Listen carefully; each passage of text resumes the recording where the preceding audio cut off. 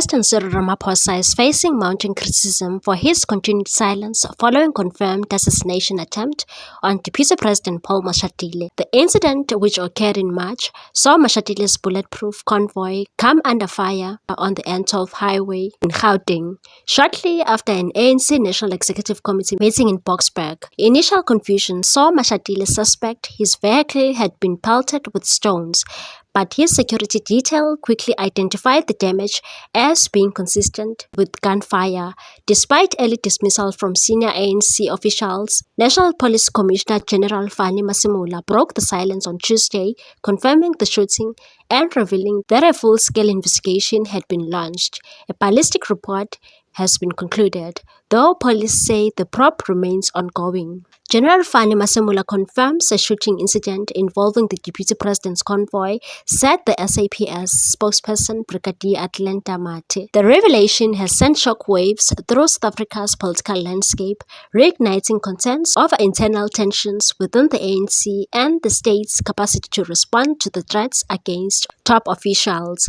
EFF Member of Parliament Sihle Lonzi, a vocal critic of the ANC, condemned Ramaphosa's silence, suggesting it is both politically motivated and unbecoming of a sitting president. He said even if Cyril Ramaphosa hates Paul Mashatile, it is unacceptable for a state president to remain this silent when there was an assassination attempt on the deputy president. Hate the individual but respect the office.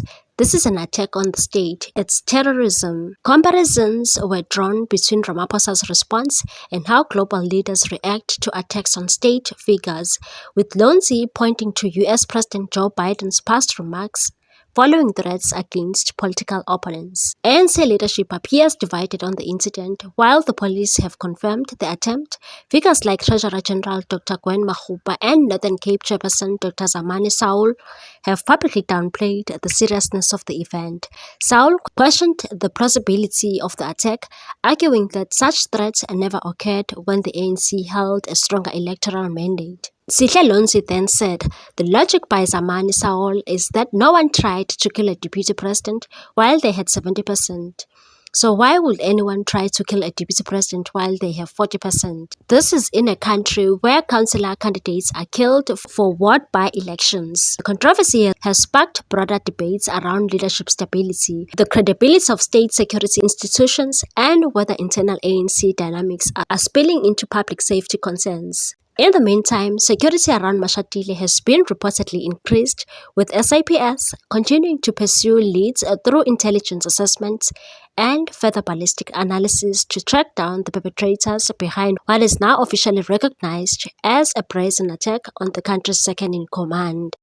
As the nation watches closely, questions loom over whether this moment will serve as a wake-up call for leadership accountability or deepen already widening cracks within the ruling party. What's your take on this one, people? Thanks for watching. Please subscribe for more news.